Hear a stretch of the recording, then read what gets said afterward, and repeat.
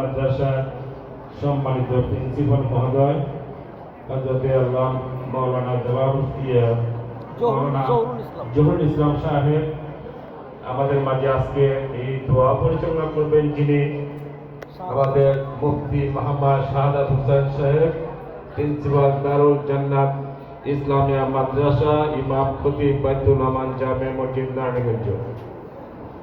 সবাই উপস্থিত, আমাদের শ্রদ্ধেয় মুরব্বী পূর্বকন্ত্রী ইউনিয়ন বিএনপি সংগ্রামী সভাপতি, অফজল মাদ্রাসা গভর্নিং বডির অভিভাবক সদস্য জনাব কাজী আব্দুল মজিদ সাহেব, আমাদের সাংগঠনিক সম্পাদক ফারুক মোল্লা এবং গভর্নিং বডির সকল সদস্যবৃন্দ, সকল শিক্ষক শিক্ষিকা, ছাত্রছাত্রী, আসসালামু আলাইকুম ওয়া রাহমাতুল্লাহি ওয়া বারাকাতুহু।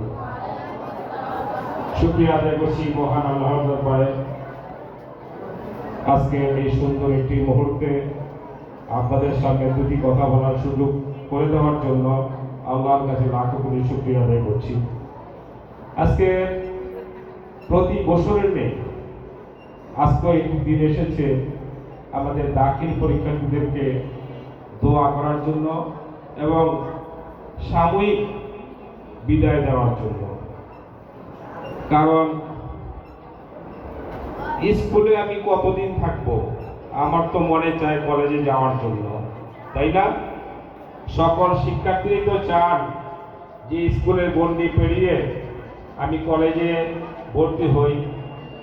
তো আজকে এই দাখিল পরীক্ষার্থীরাও আপনারা গত 10 বছর এখানে অধ্যয়ন করেছেন, এখানকার শিক্ষক শিক্ষিকা আপনাদেরকে যত্ন সহকারে লেখাপড়া শিখিয়েছে।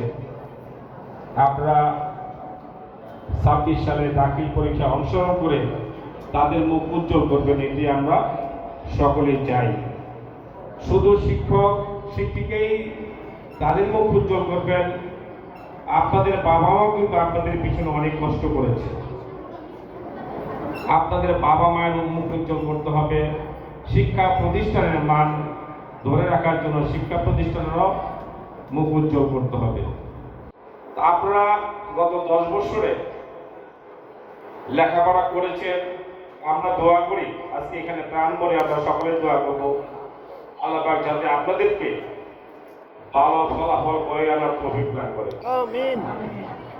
উপদেশমূলক অনেক কথাবার্তাই এখানে অনেকেই বলেছেন, আমি সেদিকে যাব না। আমি শুধু একটি কথাই বলবো, আপনারা মাদ্রাসায় লেখাপড়া করেন, আপনাদেরকে সকল দুঃখে এবং কষ্টে, সুখে দুঃখে সবসময় একজনকে স্মরণ করতে হবে। তিনি কে? আপনাদের সৃষ্টিকর্তা আল্লাহ। আপনার সকল কষ্টের মাঝে, সকল দুঃখের মাঝে আপনি 3টি কথা মনে রাখবেন। 1 number, Allah is with you, Allah always with you, Allah is still with you. এই 3টি কথা যদি আপনি মনে রাখেন, তাহলে আমি মনে করি না যে আপনার জীবনে কোনো খারাপ সময় আসবে। সুতরাং এই 3টি কথা উপরে যদি আপনি বিশ্বাস করে থাকেন, আমি বিশ্বাস করি আপনি সকল কাজে সফলতা পাবেন। আপনাদের সকলের সুস্বাস্থ্য এবং মঙ্গল কামনা করে আমি আমার বক্তব্য শেষ